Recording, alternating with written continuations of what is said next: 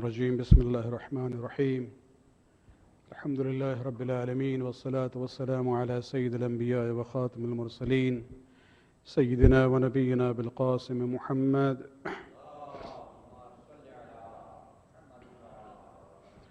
وعلى أهل بيته الطيبين الطاهرين المعصومين واللعنة الدائمة الباقية على أعدائهم من الآن إلى قيام يوم الدين. ما بعد, sisters and brothers in Iman, Assalamu alaikum. This is the fourth session we are having on the issue of Barzakh, the life after death. Inshallah, as usual, we have been giving out handouts for this. We haven't yet sent it out, but inshallah, all of those who are on the mailing list with Nanjani, brother here, inshallah, we'll send it before next Wednesday for the 4 sessions. By looking at the discussion that we have, inshallah, we probably will need to go through one more gathering on this issue besides tonight's. And so let me summarize before we come to tonight's theme, that as far as the concept of Barzakh is concerned, this is actually life after death. It's important to look at some of the words the way they are used in Islamic terminology. We use the word intiqal. In Arabic also we say intaqala. In Urdu also we say intiqal. The literal meaning of the word intiqal is transfer. And it's really a meaningful word. It means that death is not the end of the process. It is just moving from one life to another. From this dunya to Barzakh. Eventually, inshallah, on the day of Qiyamah, everybody will be there in the Akhirah. And so when we talk about Barzakh, we are talking about life after death, before resurrection. We looked at various ayat of Quran. Some of them are well known to us, even in Surah Yasin, for example, where some of the ayat are relevant more to the Barzakh than to the Akhirah. Tonight also we'll look at one ayat in a different context. We also discussed about, what is this life of Barzakh? It is actually a life where the soul goes into a mithali, symbolic, non-physical body. And when the resurrection happens, that soul will go back to the physical body which will be resurrected on the day of Qiyamah by Allah subhanahu wa ta'ala. So in Barzakh, people will have a mithali body. Last discussion we had was about the coming of the Ma'asumeen, especially the Prophet and the Panjatan, at the time of death as well as in the grave. We ended the discussion with 4 groups in Barzakh. Number 1, those who are known as Mahza al-Iman, Mahza, using the words from Hadith, those mu'mineen who are perfect in Iman and their amal, and if there were any deficiency, they have gone through the kafara of it, with the difficulties of dunya or the sakarat and the difficult agony of death. The second is opposite of that. Those who are kafir perfect, knowingly still they do not, accept anything. Then you have a third group known as mustaz'af, who are religiously weak in a sense that either they didn't have the message or they were, because of socio-political circumstances, they were not able to gain access to the message at all. And number 4, of course, the mu'mineen who are sinful, whose sins were so much that it could not be erased by the difficulties of dunya or the agony of the death.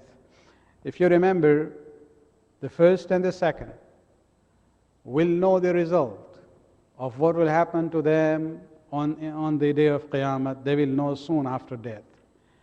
But they cannot be sent to Jannat or Jahannam. So for them, the Barzakh will become a preview of Jannat or Jahannam. The mustaza'af group will be left suspended. They will not be in torment or in bliss. They will be in suspension. It is up to Allah subhanahu wa ta'ala how He is going to deal with them on the day of Qiyamah. The fourth group of the mu'mineen, whose sin were quite a lot, they could go either into the situation of mustaz'af, or they could be punished in Barzakh, so that on the day of Qiyamah, those mu'mineen will be free from sins. And that is it's upon Allah subhanahu wa ta'ala to make that judgment. Tonight's discussion, basically again, going back to this issue of Barzakh, we look at the issues about death and what happens in the grave in the initial stages.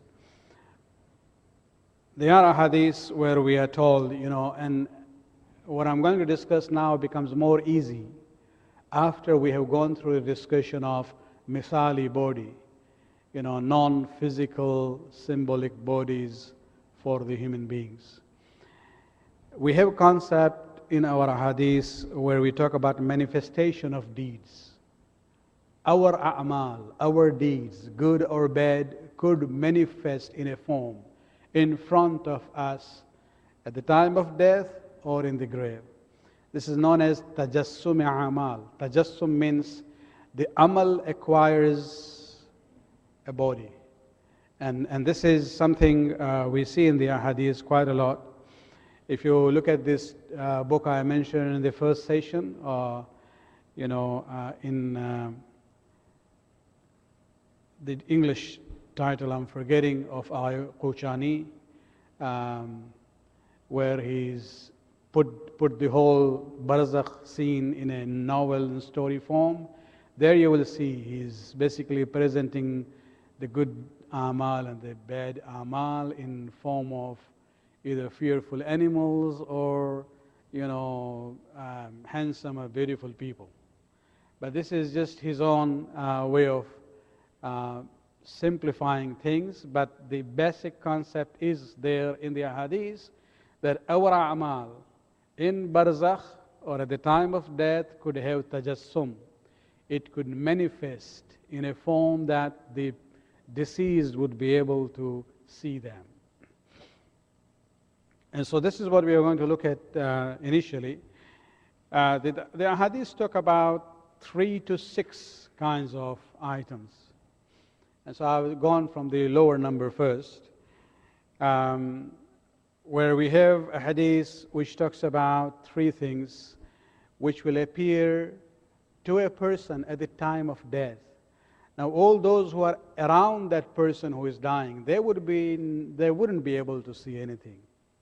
Just as they would not know when Malakul Maut has come. Just as they would not know when Rasulullah or Amirul Mu'mineen has come to that dying person. Similarly, these manifestation of a'mal at the time of death will only be seen by the dying person and not by those who are around him or her. And so this is a hadith from the first one from Amirul Mu'mineen Ali bin Abi Talib alayhi salatu wassalam, where he says, when the person would be في آخر يوم من الدنيا وأول يوم من الآخرة, when he will be in the last day of his dunya and the first day towards the akhirah, مثل له, 3 things will manifest to him: ماله وولده وولده وعمله. The first would be maluhu, his wealth. And when he will look at his wealth, he will say, Wallahi inni kuntu alayka liharisan shahihan. I really always, was longing for you and I had desire for you, and so I accumulated you. Famali indaka. So what do you have for me now? The answer would be, Khuz minni kafanak. The most that I can give you from myself as your mal of dunya is your kafan. What else you want to take? 3-piece suit? Best of shoes that you are wearing? No, in our tradition of, dafan, we don't use those things. So this is where the mal is saying, or at most it could say, okay, the payment of your, grave, take it from me. Your kafan, take it from me.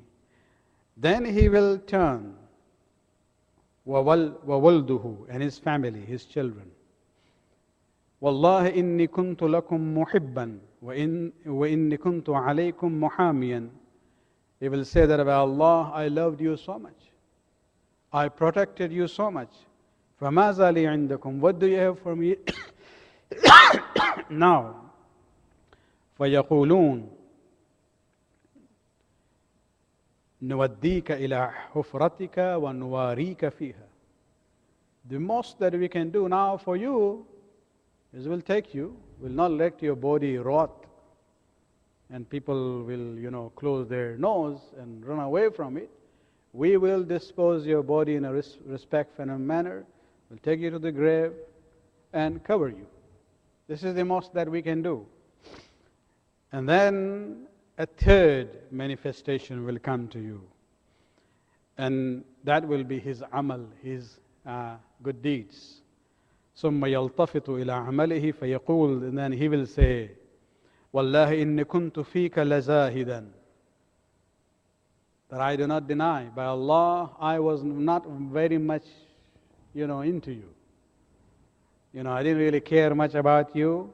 إنك كنت علي لثقيلا. You were a burden for me. فماذا عندك. Whatever I had from the good deeds, now that you have come, what do you have for me? And that is where we'll get the answer. Where the amal will say, أنا قرينك في قبرك ويوم حشرك حتى أعرض أنا وأنت على ربك. I will be your companion in the grave. I will be with you till the day me and you are presented in the presence of your Lord. So the mal and wold will live, but it is a'mal, the good deeds, which will stay with the person. And then it's a long hadith where Amir al-Mu'mineen says that if a person is the wali of Allah subhanahu wa ta'ala, he will see that the amal comes in the form of a very beautiful person, and the amal will come and give a good news to the person. أبشر بروح من الله وريحان وجنة النعيم. I will come with the good news for you, with the blessings of Allah subhanahu wa ta'ala. And then this person will say, but who are you?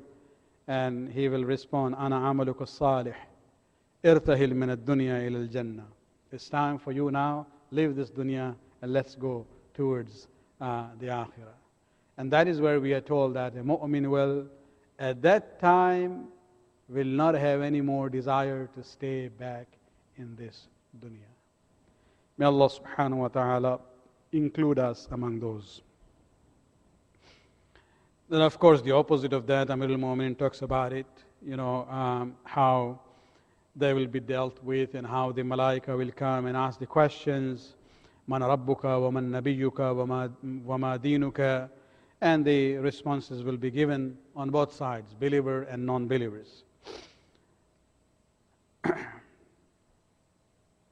There is another hadith very similar to that, where these wordings are slightly different, but it is in the same theme where Imam says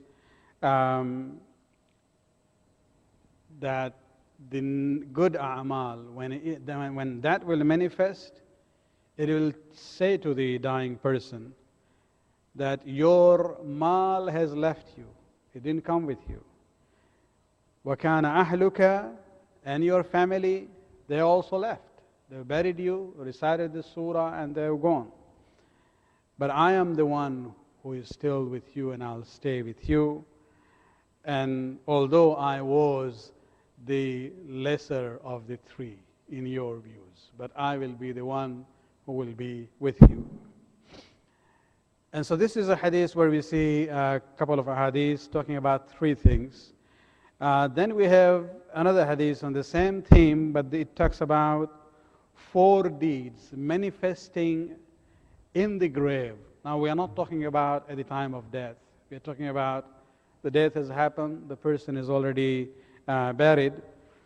This is a hadith that we have from Imam Ja'far al-Sadiq alayhi salatu wassalam.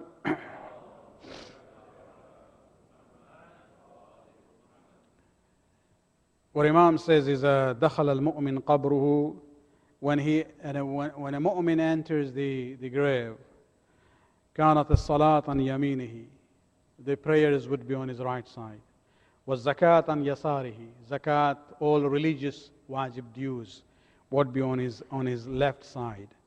والبر مطل عليه, and the charity, which is not part of the wajib, and the help that he has given to others would be there covering him fully.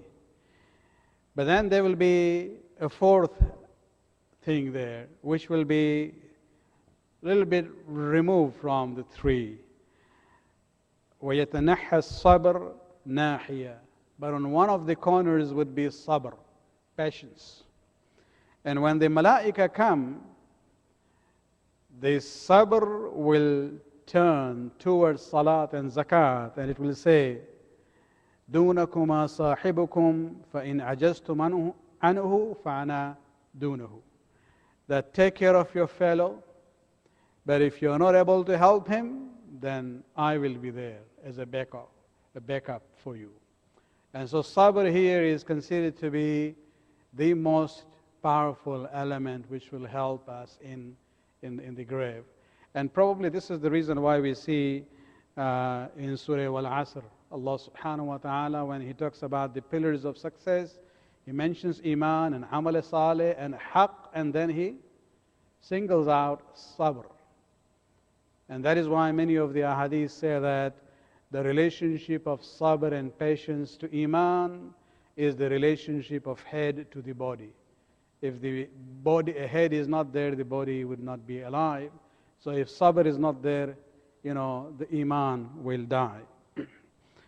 There's another hadith on the same theme, almost in the same wordings, emphasizing all these 4 items.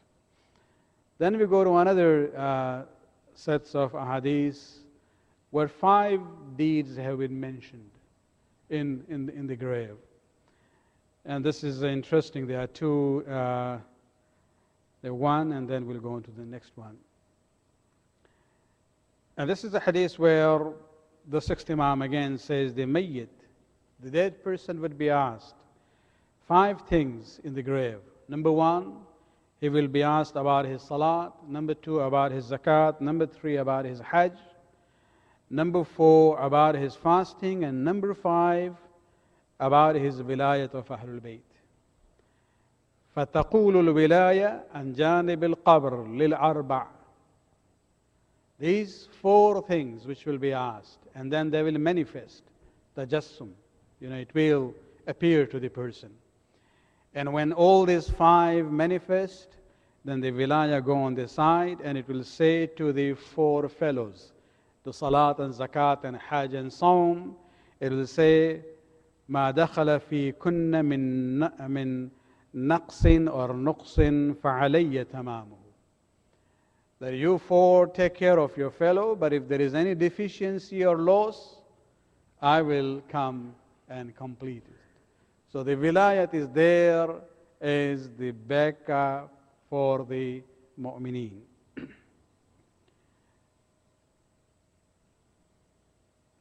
On the same theme, there are narrations which talk about 6 deeds. Now, we see the difference from 3 to 4 and 5 and 6. Sometimes an imam would like to maybe just summarize things or just highlight certain items.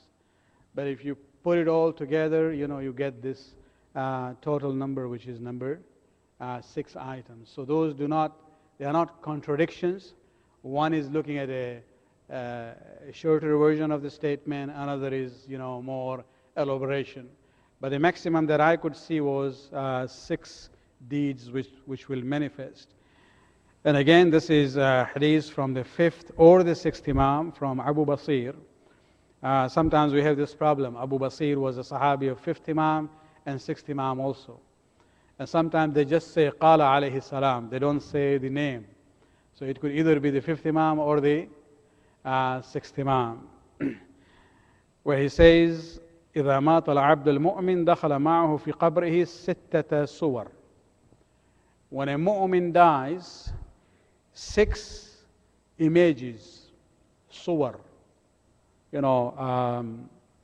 manifestation, that's a simpler way of putting it, will appear in his grave. فيهن سورة أحسنهن وجها وأبهاهن هيئة وأطيبهن ريحا وأنزفهن سورة. Out of the 6, there will be one which will be the best in the appearance, in the grace of the face, and in the fragrance, and in cleanliness. قال فيقف صورة عن يمينه. And when they manifest, one of these manifestations of good deeds will come to the right side of the dead person, one to the left, one to the front, one to the back, and one will stand by the feet. وتقف التي هي أحسنهن فوق رأسه. The one who is the manifestation which is the most beautiful will be there at the head side of the mayyit, and it will talk to other 5, and it will ask, من أنتم جزاكم الله عني خيرا. Who are you?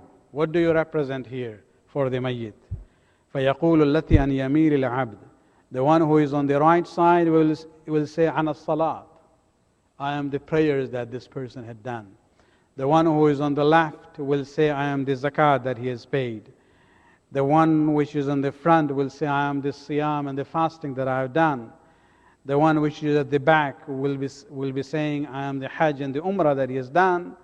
And the one which is at the feet will say, I am the birr and the charity and the help that he has given to others. And so then all 5 of them will turn and say, what about you? من أنت فأنت أحسننا وجها وأطيبنا ريحا. You are the most handsome of us. You have the best of the fragrance, and you are the most graceful. فتقول أنا الولاية لآل محمد صلوات الله عليهم أجمعين.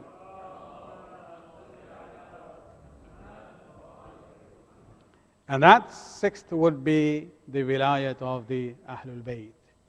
And this is where we see that, when we talk about the Amal, a point, of course, it is an issue of discussion by itself. But just to summarize, I would say that one of the conditions for the acceptance of the Amal is the wilayat of Ali Muhammad.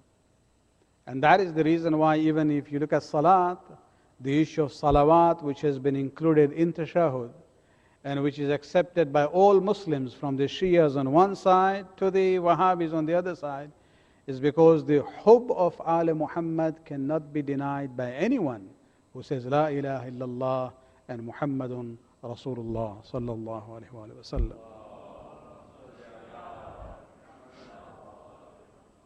So this was the first theme about the things, the way the Amal will manifest and present themselves at the time of death or at in the grave, before or during the time of the questioning. And that is where I come to the second theme about Barzakh, and that is about the questioning in the grave. Again, the issue of questioning depends on the category. Those who are on the perfect mu'min category or perfect kafir, they are the one who are going to be questioned, not others, because that questioning will then conclude the judgment for them, and they will know what will happen to them on the day of Qiyamah also. But it is one of these issues which are so important that one of the hadiths that we have from our sixth Imam, he says, Man ankara salasa ashiya falisa min shi'atina. Whoever rejects three concepts, he is not from our Shias. Number one, al-mi'raj, the belief that the Prophet went for mi'raj. Number two, wal-mas'ala fil qabr, the questioning in the grave by Munkar and Nakir. And number three was shafa'ah. Anyone who has doubts about these three issues or doesn't believe in these three issues cannot be considered as a Shia from the perspective of the sixth Imam. And so this is one of the important issues. Interestingly, there is an ayat about it. And therefore this issue of questioning in the grave is unanimous among all Muslims, Shia and Sunnis alike. There is an ayat in Surah Ibrahim where Allah subhanahu wa ta'ala says, يُثَبِّتُ اللَّهُ الَّذِينَ آمَنُوا بِالْقَوْلِ الثَّابِتِ فِي الْحَيَاةِ الدُّنْيَا وَفِي الْآخِرَةِ. This is about maintaining our iman and our belief. Allah subhanahu wa ta'ala says that Allah confirms, يُثَبِّت, sabit rakhna ya sabit karna. Allah subhanahu wa ta'ala maintains or confirms those who are the believers bil qawl thabit, with a sure word or a firm aqidah, if I paraphrase it, in this world's life and in the hereafter. Now when we look at this dunya, of course it is there, but when it says wa fil akhirah, according to the Sunni and Shia tafasir, majority of them say that fil akhirah here refers to fil qabr. And when fil qabr? When the malaika will come and ask them the questions. Allah subhanahu wa ta'ala says, I will be there to confirm your aqidah for you. I will help you. My tawfiq will be with you even at the time when the malaika come and ask you the questions. If you pay attention to the talqeen, one of the last passage that we have in talqeen, where we pray to Allah subhanahu wa ta'ala to shower His rahmah on the deceased who is being buried, we also say, oh Allah, guide him ila sirat mustaqim. He's already dead. What is this issue of sirat mustaqim? Well, there is the issue of what is going to happen in the grave. The questioning would be there. Of course, Qiyamah, everything is ended now. But in grave, it's still the question is going to come up. And there also we are praying for the deceased that may Allah help him. And even in the questioning, he is on the right path. And this is what we see, explained in this ayat. وَفِي الْآخِرَةِ, the tafsir of the Shias and Sunnis both says it refers to وَفِي الْقَبْرِ. So again, this is one ayat where it shows that the word akhirah is not always referring to the akhirah in the sense of the life in hereafter, after the day of Qiyamah. It also refers to the time of Barzakh, from death to the day of resurrection.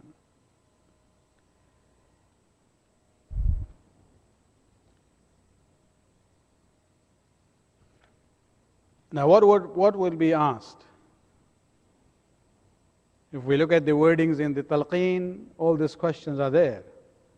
Man rabbuka, ma dinuka, man nabiyyuk, ma kitabuk, the issue of qibla, the man imamuk, wa waliyuk. All these questions are there where Munkar and Nakir is going to ask us. The hadiths are quite lengthy on this issue, and I'll just let me just talk about one. When we talk about the imams, this is for those who sometimes say that, well, we just have to emphasize on the issue of Amir al-Mu'mineen, and that's it. We do realize that the questioning will be about the A'imma. and we have to give the name of all 12 of them. Even if we miss one there, the last one,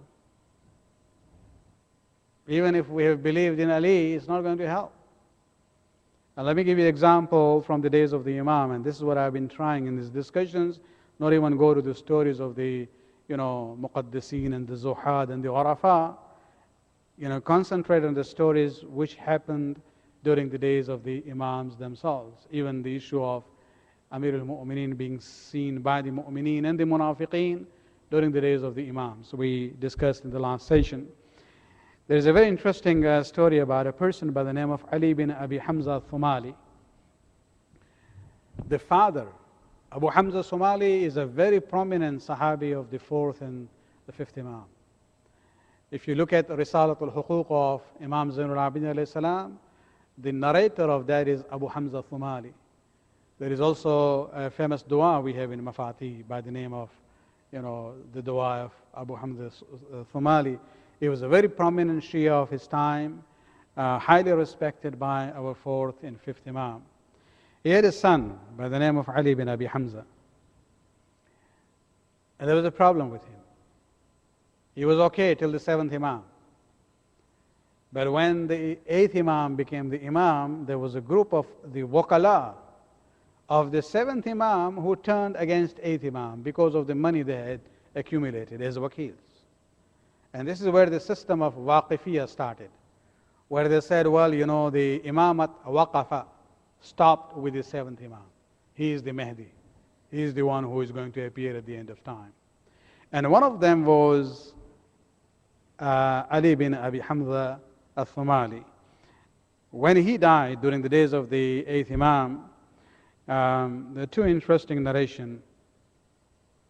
Where 7th Imam says, when he was told about the death of Ali bin Abi Hamza al-Thumali, in one narration he says, إِنَّهُ أُقْعِدَ فِي قَبْرِهِ.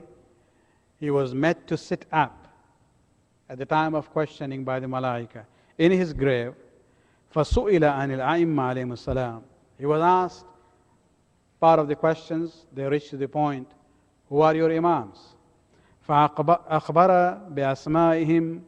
He mentioned the names, Ali, and then Hassan, and then Hussein, then Ali Zain al-Abidin, then Muhammad Baqir, Ja'far al-Sadiq, حَتَّى انتهى إِلَيَّ. And Musa al-Kazim, Imam says, until he reached to, me. فَسُئِلَ. When he stopped, he was asked, who is the next? فَوَقَفَ. He stopped. He didn't mention the name of the 8th Imam. فَضُرِبَ عَلَى رَأْسِهِ ضَرْبَةً امْتَلَعَ قَبْرَهُ نَارًا. The Malaika basically took their, whatever weapon they had come with, hit on his head, and the whole grave turned into fire for him. Another narration from the same Imam, slightly different words. وَعَمَّ إِنَّهُ سُئِلَ عَنِ الْإِمَامِ بَعْدَ مُوسَى أَبِي. When he was asked about the Imam after my father Musa, قال Ali ibn Abi Hamza al-Thumali said, لا أعرف إماما بعده. I don't know any Imam after him. فقيل لا. And then he was again asked by the Malaikas, there is no Imam after Musa? He said, no. And this is where again the narration comes in the same words, that they hit him on his head and the grave turned into a fire for him in Barzakh. And so this is something we have to keep in mind, that when we look at the talqeen, sometimes we might consider it to be, well, what is the need of it? But these are the haqa'iq and the realities of our aqidah, the fundamentals of our faith, and these are the questions which are going to be asked in Barzakh. And this brings me to this question, how will the dead people hear? Or even when we talk about talqeen, we use the words isma' ifham, listen and understand. Well, people say, he's dead, what are you talking to him? And this is where we have to realize, remember we talked about the ruh and the body, the soul and the body. The essence of a human being is not this physical body, it is the soul. When the soul is taken, the ears would still be exactly the way it was, a minute before death. There's no, problem with the mechanism on a physical level. But the soul is gone. And when we are talking to the mayyit, we are not talking to the body, we are talking to the soul. And at that time, there is still, the soul is still close to the body. Not within it, because it's dead already. The body is dead. And so the address is Isma' ifham to the person, or Isma'i ifhami to that individual there. And once the soul is separated from the body, the limitations which are there on us are gone. We are born in an environment. That's where we end up learning our mother tongue. If I was born in a Urdu family, I would be speaking Urdu. If I was born in an English-speaking, family, I would be speaking English. That would be the language that I know. And the environment is the one which makes that decision and the limitation. Or if you take let's say, a British couple who know nothing but English, and they adopt a Chinese baby from day one of the birth, although the child is a Chinese, but he will grow up learning English. Wouldn't know Chinese at all. And because it's the environment where the child is raised. But potential is there, and that's where when we grow up, we are able to learn other languages which are not our mother tongue. And so the potential is there in me as a person, irrespective of the body, to learn other languages. Now, when this ruh separates from the body, that limitation of the environment and the society is gone. And when the ruh becomes free, it will learn, it will know the language of Akhirah, which is the language of Quran. So don't worry if you're having difficulty in learning Arabic now. There you will automatically know. You don't have to worry about it. And so when you hear the words Isma' ifham, you will understand what it means. When in Talqeen it's said in Arabic that when the Malaika come to you and they will ask you, Man Rabbuka, wa man Nabiyyuk, wa man Imamuk, wa ma Kitabuk, wa ma Qiblatuka, these are the answers you will give. The ruh will be able to understand, and it will have the ability to respond in that language of the Akhirah, which is the language of the Quran. Now, the ability of hearing. There's a very interesting example we have from the life of the Prophet. In the Battle of Badr, you see there were some of these leaders of Mushrikeen in Mecca, where Allah subhanahu wa ta'ala had told the Prophet, just warn them that by rejecting the message, I'm going to punish them soon. And that was not about the punishment of the Akhirah, it was actually punishment in this dunya. And these leaders were actually among those who were killed in the first battle known as the Battle of Badr. And when their body were put in the well of Badr, the day the Prophet was leaving the grounds of the Battle of Badr, he stopped by the well. And he actually addressed them. And this is interesting statement in Shia and Sunni sources both. There is no dispute about this narration. Even in Sahih Muslim and Sahih Bukhari and even Tafsir of Ibn Kathir and other sources, this is seen where the Prophet addressed individuals where he says, Ya Aba Jahl bin Hisham, Ya Utba bin Rabi'a, Ya Shayba bin Rabi'a, Ya Fala bin Fala, Hal wajadtum ma wa'ada rabbukum haqqa. That also and so he's addressing them. That did you find, what your Lord had promised you to be true? For sure, فَقَدْ وَجَدْتُ مَا وَعَدَنِ رَبِّ حَقًّا. Because truly what the Lord had promised me I see it becoming true.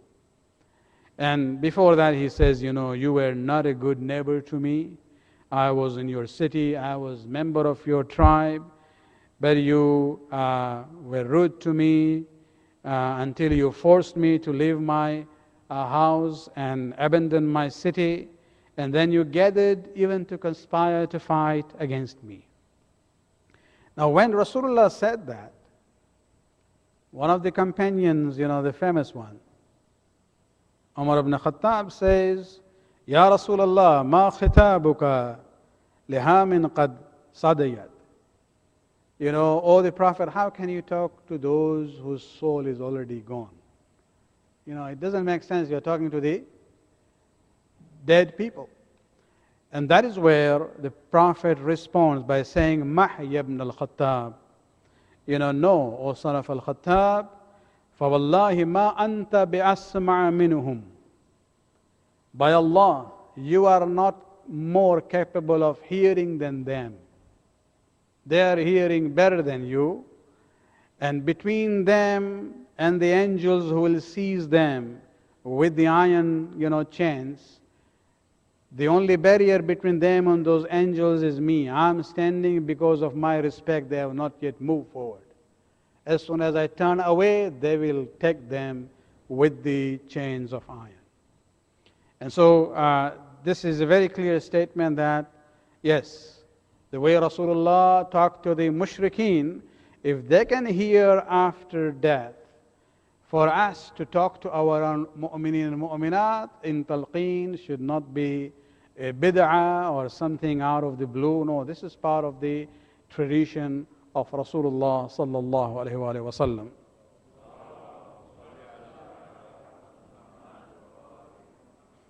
Another example of a similar kind is when Amir al-Mu'mineen talked with a couple of them actually, after the battle of Jamal in Basra. One of the fighters on the other side was Ka'b bin Surah. He was the Qazi and the judge of the city, appointed from the days of the second Khalifa and then the third Khalifa. And he was so much against Ali, and as the judge of the city, he had his own prestige and influence, and he used it to excite people against Ali. And he came with the Quran hanging on his neck, with his family members, with the group who were opposing Amir al-Mu'mineen. And he was one of those who was killed in the battle. At the end, when everything settled down, Amir al-Mu'mineen was surveying the battlefield. فَوَقَعَ عَلَيْهِ Amir al-Mu'mineen. When Imam saw him, he told the people, أَجْلِسُ كَعْبٍ bin Surah. Imam told them, make him sit. He's already dead, but make him sit. So they made him sit. And then Imam addressed him, Ya Ka'b bin Surah, قَدْ وَجَدْتُ مَا وَعَدَنِي رَبِّي حَقًّا. That, O Ka'b, I found what my Lord had promised to me to be the truth. فَهَلْ وَجَدْتَ مَا وَعَدَكَ رَبُّكَ حَقًّا. Have you found the same thing as I found it? And then Imam said, now let him, lie on the ground again. And then he moved on to Talha bin Abdullah, and he did the same thing, and he asked the same question to these two bodies. Interestingly, even in Jamal, when Ali talked to these two dead individuals, somebody stood up and they said to Ali, ما كلامك لقتيلين لا يسمعون منك. Why you are talking to these dead people? They don't listen. And Amir al-Mu'mineen responded exactly by saying, يا رجل فوالله لقد سمع كلامي كما سمع أهل القليب كلام رسول الله. These two individuals have heard my words just as the people in the whale of Badr heard the words of Rasulullah. The way Rasulullah talked to them and they heard it, I talked to these two individuals and they definitely heard what I'm saying to them. And this is the negative side of, talking to those who are dead. But let's look at the positive side also from the example of Rasulullah. I'm sure you know this story, you must have heard it many times, about the funeral of baby Fatima bint Asad, the mother of Amir al-Mu'mineen. The two narrations, I'll just, summarize it very briefly. Let me just combine it. I'll go with the longer one.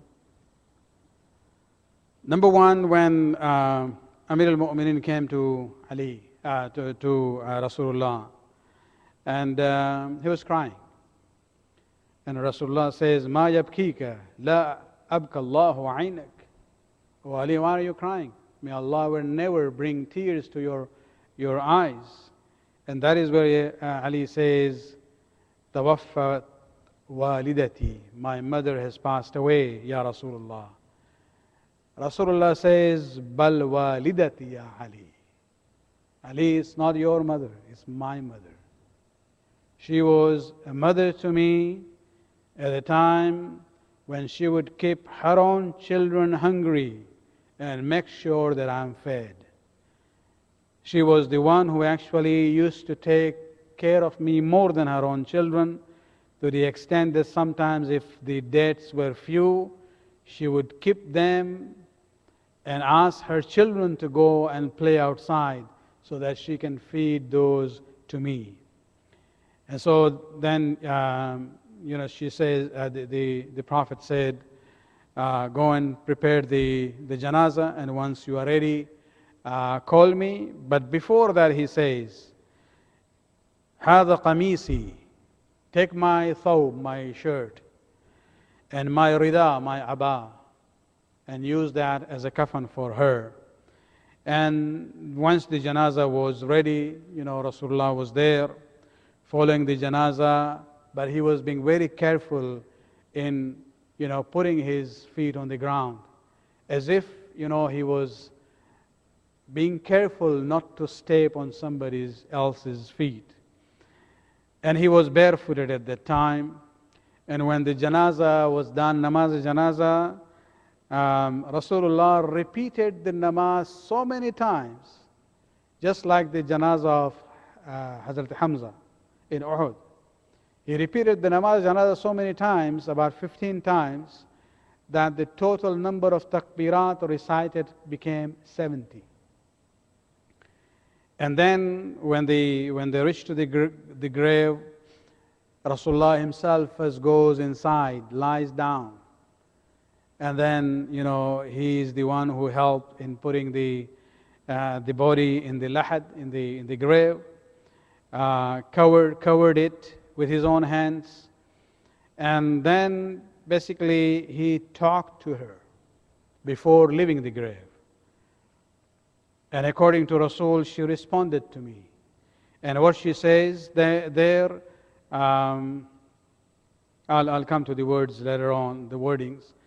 And then he came out, and after the burial, when the people were going away, again he talked to Fatima bint Asad after the burial. And so when this happened, some of the companions actually قالوا يا رسول الله فعلت فعلا ما رأيناك مثله قط. That Ya Rasulullah, we saw something which you have never done before, very unusual. مشيك حافي القدم, walking barefooted, 70 takbirat, and then lying down in the grave, and giving your qamis as a kafan for her, and your statement to her before you left the grave, ibniki la Ja'far wa la aqil. What was there? Where you were saying to her, your son, not Ja'far, not aqil, your son. And so Rasulullah then explains. He says, amma ta'anni fi wada' aqdami, the way I was being careful in putting my feet wherever I was stepping, because in the janazah that you could not see, there was a big assembly of malaika. Because of that crowd, I could see them, and I was being careful in the way I was walking. وعمن تكبيري. The reason why I did the takbir so many times, repeated the namaz again and again, was because there were 70 lines of malaika, one after another coming for the namaz, so I was repeating for them. And the reason why I, laid down in the lahad, in the grave, because once I mentioned to my aunt about what is known as the squeeze of the grave, and when she heard about it, she became very distressful. That how will I be able to bear that? And therefore I lied down in that grave so that the grave will not do what is known as fishar qabr, or the squeezing of the grave. As far as the kafan that I gave from my own shirt and clothing, because when I mentioned to her that on the day of Qiyamah, people will be raised naked the way they are. And again, she felt very, in a way, embarrassed and ashamed that how will that happen to me? And that is where I put the kafan from my own clothes, and that will be her covering on the day of Qiyamah. And my words to her, ibniki la Ja'far wala aqil, that is because when the malaika came, and this is after the grave has been closed, and when they asked her about her Lord, she says, Allahu Rabbi. And when they asked her about man nabiyyiki, she said, Muhammad nabiyyi. And when they asked her, man waliyiki wa imamiki, istahayyat an taqul. The question was about her own son. She felt, should I name my son? I am the mother here. So the haya stopped her for saying, and therefore I was telling her, Quli, say to them, ibniki la aqil wa la Ja'far, your son, not aqil or Ja'far, ibnika Ali. And that basically, boosted her strength at that time in that response. So this is the positive side of where the Rasul is talking with a person who is dead, but not like the people in Badr. Rather, we are talking about Bibi Fatima bint Asa salawatullah alayha.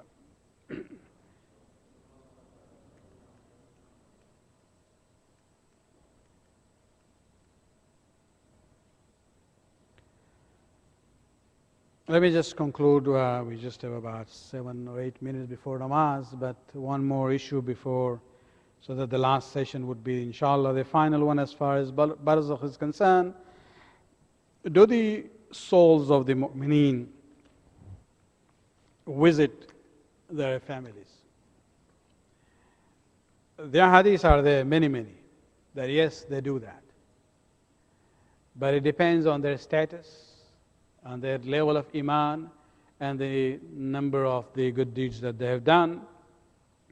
And by looking at various narrations, we can see that the frequency could be daily, could be every other day, could be every third day. But the most common statement in a hadith of the Ma'asumin that we see is for weekly basis on Fridays, at the Zawal time. There are hadiths also where some individuals, best on their own level, only monthly visit or just yearly. And so the emphasis that I see on the Friday visit of the arwah, always remember them, if nothing, then at least with Surah Fatiha and 3 times Qul Huwallah. Because they come hoping to get a gift from the family members who are left behind. And many times they go back disappointed. And so this is something we have to keep in mind, that they are there. Allah subhanahu wa ta'ala gives them the opportunity to see the good in the family and veils the misdeeds from them, so that the mu'mineen, their arwah, did not go through the state of distress, because that's one ni'mat for them in the Barzakh. May Allah subhanahu wa ta'ala give us the tawfiq to be among those who will have nur and bliss and the ni'mat inshallah during the time of Barzakh بحق محمد وآله الطاهرين.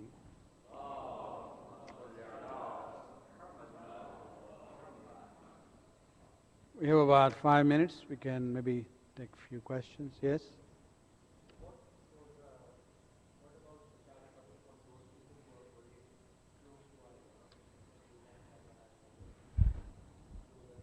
Yeah, the question is about fishar qabr, the squeezing of the grave, whether this is for everyone or not, or are there places in the world where if you're buried there, you are exempted from it. Inshallah, in the last session that we are talking about that issue, but focusing on the causes of the azab in Barzakh and the causes for bliss in Barzakh. And one of the issue would be the timing of the death, the place of the burial. Like for example, Wadi Salam is one of the places where the issue of squeezing of the grave would not happen because of the proximity of that place to the marqad of Amir al-Mu'mineen Ali bin Abi Talib alayhi salatu wassalam. Yes.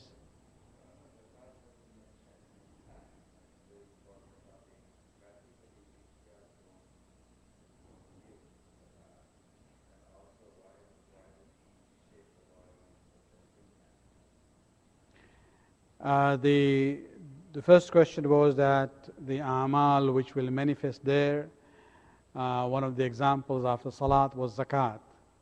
And the question is, in our Shia fiqh, we don't practice it that much. Well, it's a topic by itself, but let me just briefly respond to that by saying that the term zakat there refers to all religious wajib dues, including khums and anything. So it's not just technical zakat which is there in Furwedeen. The fiqhi discussion about it, why in Shia fiqh is restricted to certain items and not to current money, inshallah some other time. I can even send you a write-up on this issue, inshallah. The second question about in talqeen, why do we shake the person? It's actually a symbolic way of saying isma' ifham. When we utter the words or so and so, that is where we are just kind of reminding him. Although it's not really a reminder to the body, it's more to the soul. But it is a symbolic way of just not only saying isma' ifham, listen and understand, but even physically saying, listen to what I'm reminding you. Any question from ladies? Yes.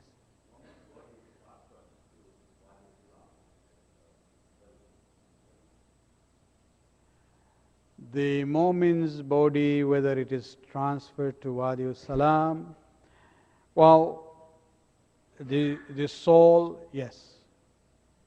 The arwah of the mu'minin and mu'minat go to Wadi Salam. But the body, it is not necessary. Yeah.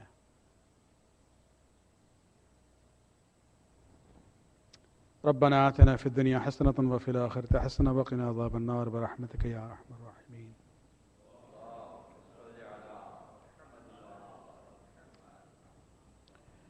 الراحمين. Somebody had asked for the quiz of last session. We have some copies here.